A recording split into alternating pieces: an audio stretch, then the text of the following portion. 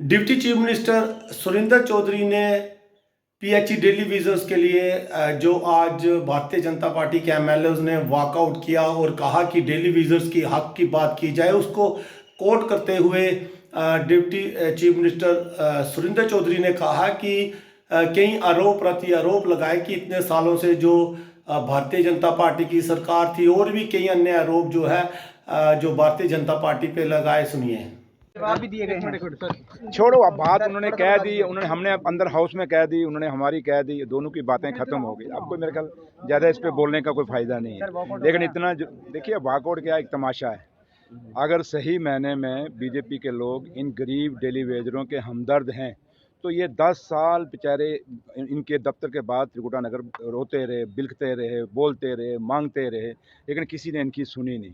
और जो आज सबसे ज़्यादा बोल रहे थे उनको पूछिए कि भैया आपने 10 साल में यहाँ हुकूमत नहीं थी क्या? अभी सरकार बनी है यहाँ पे क्या?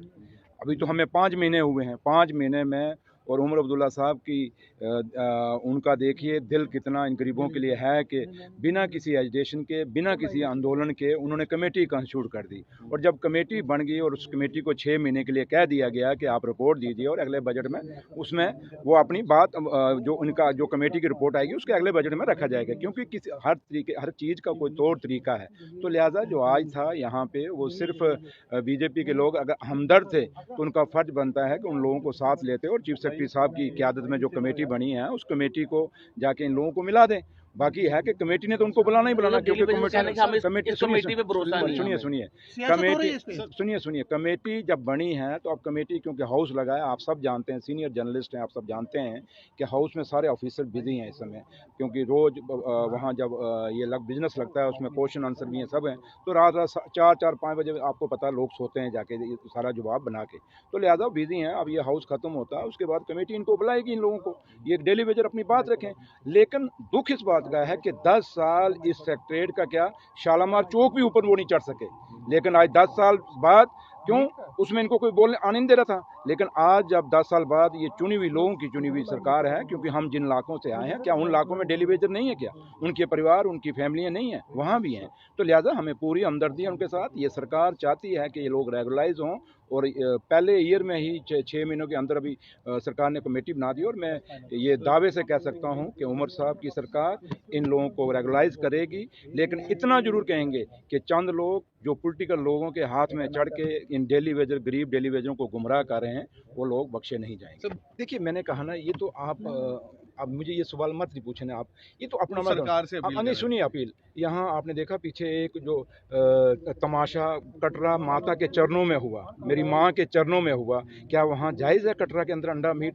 ये तो चीज़ें मैंने कहा ना, ये तो इंसान की खुद सोच, हमारे दिमाग किधर जा रहे हैं, हमारी सोच किधर, कहीं ना कहीं हमारी परवरिश में कहीं वो खामी है जिसके कारण हमारे बच्चे हैं, जो आने वाली नस्ल है जो इन चीज़ों को समझ नहीं पा रही। वरना धर्म किसी सबके लिए बराबर है। जब यहाँ क्या होता था, जब भी किसी के कोई किसी धर्म का कोई त्यौहार होता था लोग दूसरे रल मिल के उसको बनाते थे। लेकिन एक नया कल्चर आ गया है, नया सोच आ गई है, और मुझे लगता है इस पर मुझे बयान देना बनता नहीं। लेकिन इतना जरूर कहूँगा कि हर आदमी को, चाहे वो किसी भी मजहब से है, उनका जब त्यौहार होता है हमें कदर करनी चाहिए और सबको कदर करनी चाहिए। इस नई नस्ल को सोचेगी बैन के लिए। मैंने कहा ना, ये आप कैसा सवाल आप पूछ रहे हैं, आप खुद बताएं। आप बहुत सीनियर जर्नलिस्ट हैं, अगर कभी अपने दिल को पूछे क्या आपने सवाल तो उठाया। देखो मैंने कहा ना, इनको छोड़िए। अब मोदी ये लोगों से जीत के आए ना, फिर इनको पता हो कि एक एक वोट की कितनी कीमत है। ये जीत के आते हैं मोदी साहब के नाम पे, मोदी साहब के नाम के बगैर ये लोग खड़े होके आए, ठीक है। उस दिन देखेंगे इनमें से कितने जीतते हैं। लेकिन आप लोग जानते हैं कि हम लोग,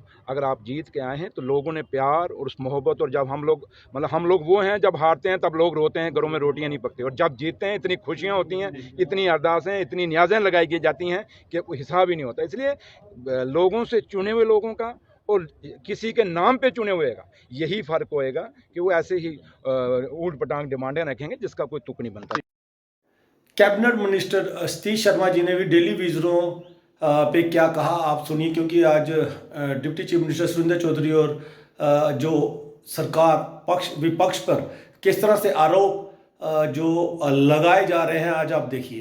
एड्रेस करने के लिए अलग बात। मैंने पहली बार बोला था कि ये अभिनेता लोग, अगर 10-11 साल में आपने एक बार भी ऐसा कुछ नहीं किया। अब हम इस मसले को समझ रहे हैं कोशिश करें, कमेटी बनी है, कमेटी बात करी और जो भी फेज मैनर में होगा, मैं दिल से चाहता हूँ ये मसला पूरी आप डेली sincerely वेजर्स को मिलने गए कभी? उनकी बहुत देखो दिक्कतें हैं, मेरे बहुत बुरी हालत है। मेरे मोहल्ले में 500 डेली वेजर है, मेरे गांव में सबसे ज्यादा डेली वेजर्स है, मैं उनमें से एक हूं।